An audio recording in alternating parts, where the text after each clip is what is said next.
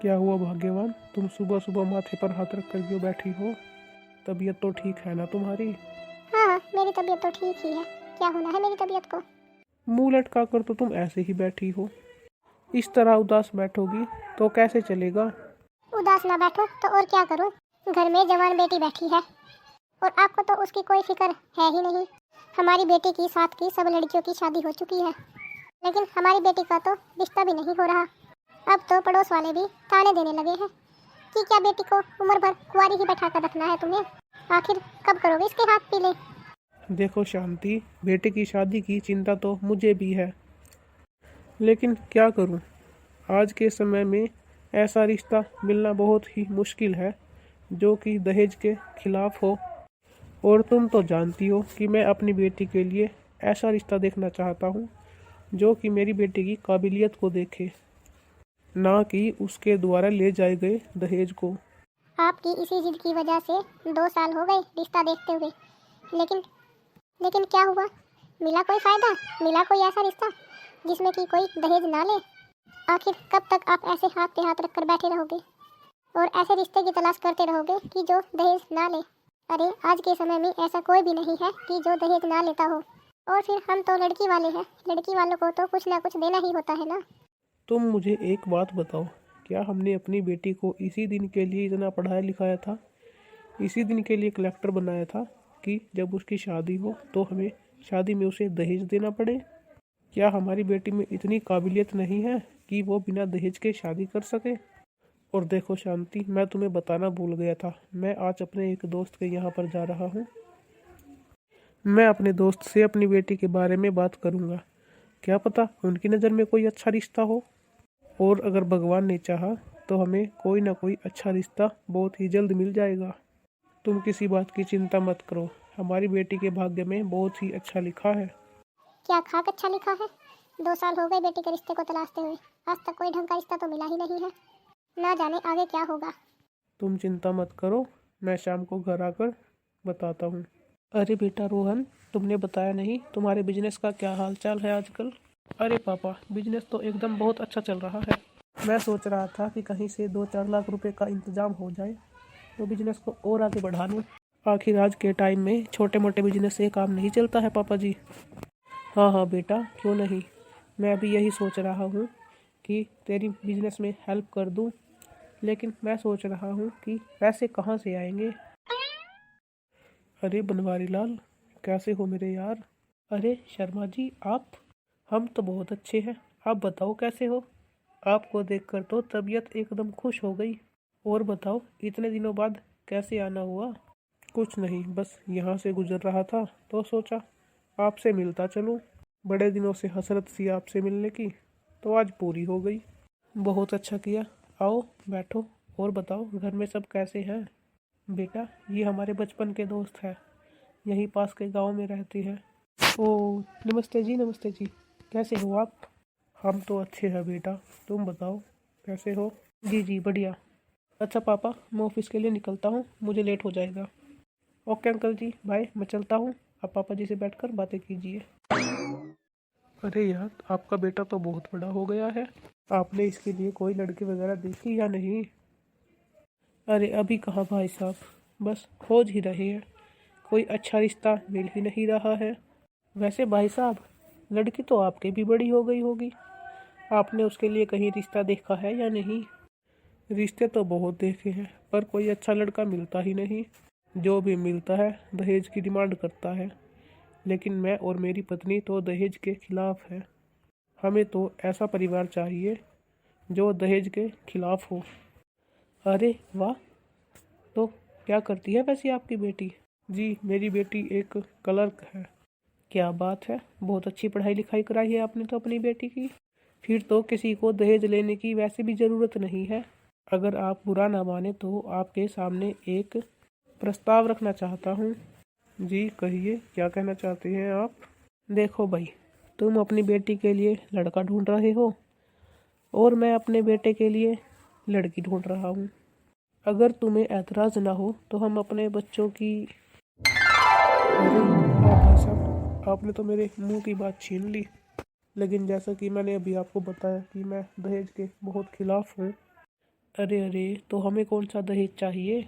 आपकी बेटी हमारे घर बहू बनकर आएगी, वो क्या किसी दहेज से कम है? लेकिन उससे पहले मैं चाहता हूँ कि मेरा बेटा आपकी बेटी को एक बार देख ले। हाँ हाँ, इसमें मुझे कोई एतराज़ नहीं होगा। तो ठीक है भाई साहब, हम कल आपके घर पर आते हैं। एक बार लड़का लड़की आपस में पसंद कर ले तो फिर हमें कोई चिंता नहीं है। जी ठीक है, कोई बात नहीं। आप कल अपने बेटे के साथ घर पर आ जाइए, फिर वहीं बैठकर सारी बातें हो जाएंगी। हाँ हाँ ठीक है, जैसा आप चाहते हो बिल्कुल वैसा ही होगा। अच्छा जी, इजाज़त दीजिए, अब मैं घर चलता हूँ। कल के लिए मुझे तैयारियां भी तो करवानी होगी। शांति देवी, क्या कर रही हो तुम? कुछ नहीं, बस खाने की तैयारी कर रही थी। आप बताइए, आप तो अपने दोस्त के पास गए थे ना, क्या हुआ? कुछ बात जमी या नहीं? अरे अरे, उन्होंने तो हमारी सारी चिंता ही दूर कर दी है। वो हमारी बेटी के साथ अपने बेटे का रिश्ता लेकर कल हमारे घर आ रहे हैं। मैंने तुमसे कहा था ना कि सारे लोग एक जैसे नहीं हैं। हमें ऐसा रिश्ता ज़रूर मिलेगा जो दहेज के खिलाफ हो। और देखो, हमें ऐसा रिश्ता मिल ही गया। अब तो तुम अपने बेटे की शादी की तैयारी शुरू कर दो। अब तो तुम्हारी बेटी कुछ ही दिन की मेहमान है तुम्हारे घर पे। बेटियां तो अपने मायके में मेहमान ही होती है, आखिर उन्हें शादी करके एक ना एक दिन तो अपने ससुराल जाना ही होता है। और बताइए जी, क्या लेंगे आप? चाय, कॉफ़ी या कुछ ठंडा? जी, ये सब बातें तो खाने पीने की है, बाद में भी होती रहेंगी। मैं चाहता हूँ कि कुछ ज़रूरी बातें हो जाए। हाँ हाँ जी ज़रूर, क्यों नहीं। जी, मेरा बेटा चाहता है कि वो एक बार आपकी बेटी से बात करना चाहता है, उसे देखना चाहता है। अरे हाँ हाँ, क्यों नहीं, उसी के लिए तो आपका बेटा यहाँ आया है। मैं अभी अपनी बेटी को बुलवा लेता हूँ। अरे शांति, जरा काजल को बाहर लेके तो आना। ये है हमारी बेटी काजल। अरे वाह, तुम्हारी बेटी तो बहुत सुंदर है और नाम भी बड़ा प्यारा है इसका, काजल। बेटा, तुम्हें काजल पसंद है क्या?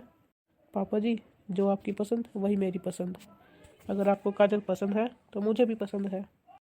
1-1.5 घंटे के अंदर अंदर उन सबको एक दूसरे की बातें बहुत अच्छी लगती है। उन्हें लड़की पसंद आ जाती है, फिर वह रोहन और काजल का रिश्ता पक्का कर देते हैं और उनकी सगाई कर देते हैं। ठीक है भाई साहब, तय रहा कि अब हम घर जाकर पंडित को बुलाकर शादी का कोई अच्छा सा मुहूर्त निकलवा लेते हैं। जी जी, जैसा आप ठीक समझे। अब मुझे कोई ऐतराज़ नहीं है। अब तो तुम दोनों खुश हो ना? हाँ हाँ भाई, खुश तो नहीं होंगे, हमारे सर से इतनी बड़ी टेंशन तो खत्म हो गई। अरे, ये तो लड़के वालों के घर से फ़ोन आया है। तो आप पूछ लो ना, क्या कहना चाहते हैं वो। हेलो, हाँ जी, कैसे हो आप? आज कैसे याद किया आपने? हमें आपसे कुछ ज़रूरी बात करनी थी। जी कहिए, क्या कहना चाहते हो आप? जी, मैं तो सोच रहा था कि शादी से पहले जो 2-4 ज़रूरी बातें हो जाती हैं, अगर वो हो जाए तो और भी अच्छा रहता। ये तो बहुत अच्छा सोचा है आपने। हमें भी तो बताइए कि आखिर आप क्या सोच रहे हैं हमारे बच्चों के बारे में। अरे भाई साहब, मैं तो ये सोच रहा था कि आपकी बेटी हमारे घर में बहू बनकर आए, तो मैं तो बस यही चाहता हूँ कि उसे किसी प्रकार की कोई दिक्कत ना हो, कोई परेशानी ना हो।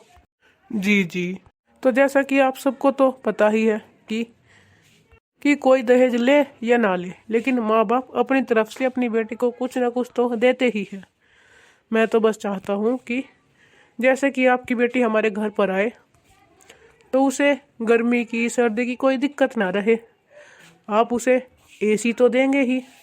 हाँ हाँ जी बिल्कुल। और भाई साहब, मैं तो ये चाहता हूँ कि जब आपकी बेटी हमारे घर आए तो वो बोर ना हो, किसी प्रकार की कोई चिंता ना हो उसे। अब हमारे घर में तो टीवी रखा है, लेकिन जब बहू घर में आएगी तो उसे भी तो अपने कमरे में कुछ चाहिए ना। तो जो आप उसको एलईडी देंगे ना, वो जो थोड़ा 64 इंच की भिजवा देना। और भाई साहब, जब आपकी बेटी हमारे घर में आएगी, इतनी बड़ी क्लर्क है, तो मैं चाहता हूँ कि वो खुद की गाड़ी में ही हमारे घर में आए। आखिरकार अपने अपनी बेटी को इतना पढ़ाया लिखाया है, क्लर्क बनाया है, तो किराए की गाड़ी में आएगी तो अच्छा तो नहीं लगेगा ना उसे। जी, गाड़ी वो तो बहुत ज़्यादा हो जाएगी। अरे भाई साहब, हम अपने लिए थोड़ी ना मांग रहे हैं, ये सब तो हम आपकी बेटी के लिए ही बोल रहे हैं। आप ठीक कह रहे हो भाई साहब, कोई बात नहीं, मैं इंतज़ाम कर लूँगा। जी जी, शुक्रिया। ये क्या कह रहे हो आप? उन्होंने गाड़ी की मांग की और आपने मान भी ली? क्या करो शांति, बेटी का बाप हूँ ना, और मुझे समझ में आ गया है कि बिना दहेज के आज के समय में शादियाँ नहीं हो सकती। अपनी बेटे की खुशी के लिए मुझे इतना तो करना ही पड़ेगा। ले देकर ये घर ही बचा है, इसे भी गिरवी रखना पड़ेगा। मैं गांव के जमींदार को बुला लेता हूँ और उसे मकान के कागज़ दे दूंगा। उसके बदले में जितने भी पैसे मिलेंगे उनसे मैं अपनी बेटी के लिए गाड़ी खरीदूंगा। ठीक है, जैसा आपको ठीक लगे।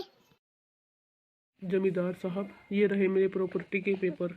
इसके बदले में जितनी भी रकम आप मुझे दोगे मुझे मंजूर है। देख लो भाया, कभी फिर पलट ना जाओ तुम। अगर 1 साल के अंदर तुमने मेरा पैसा नहीं लौटाया तो इस मकान पर मेरा कब्जा हो जाएगा। जी जमींदार साहब, मुझे मंजूर है। तो ठीक है, घर आकर घर से रुपये ले जाना। एक बाप अपनी बेटी को शादी का दहेज कैसे कैसे इकट्ठा करके देता है, ये कोई नहीं समझता। बस एक बाप ही जानता है कि वो अपनी बेटी के लिए दिल पर पत्थर रखकर एक एक पाई को जोड़ जोड़ कर उसके लिए दहेज का सामान इकट्ठा करता है। क्या फ़ायदा ऐसी पढ़ाई लिखाई का। मैंने अपनी बेटी को इतना पढ़ाया लिखाया, इतना काबिल बनाया, लेकिन फिर भी उसकी कोई अहमियत नहीं है। आज के समय में तो सिर्फ दहेज की ही वैल्यू रह गई है। अरे तुम तो काजल हो ना? हाँ, पर तुम्हें कैसे पता? कल मेरे पापा जी तुम्हारे घर पर गए थे।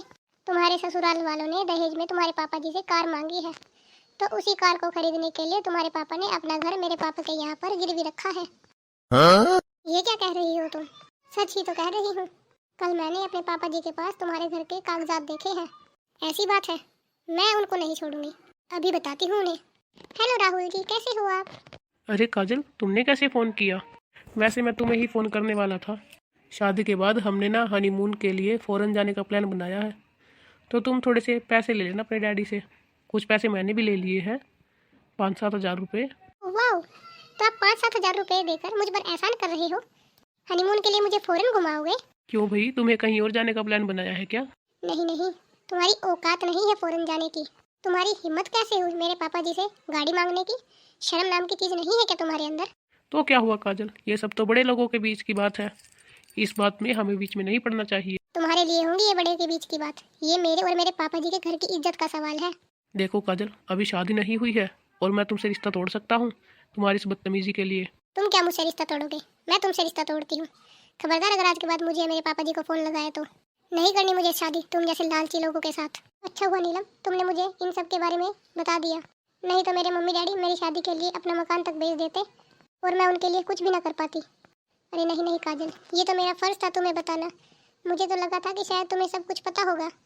दहेज के पीछे का दर्द क्या होता है ये सिर्फ एक माँ बाप ही जानते हैं। हेलो फ्रेंड्स, कैसे हो आप? आपको हमारी कहानी कैसी लगी कमेंट में अपनी राय ज़रूर दें। हमारी नेक्स्ट वीडियो को देखने के लिए चैनल को लाइक करें, शेयर करें, सब्सक्राइब करें। धन्यवाद।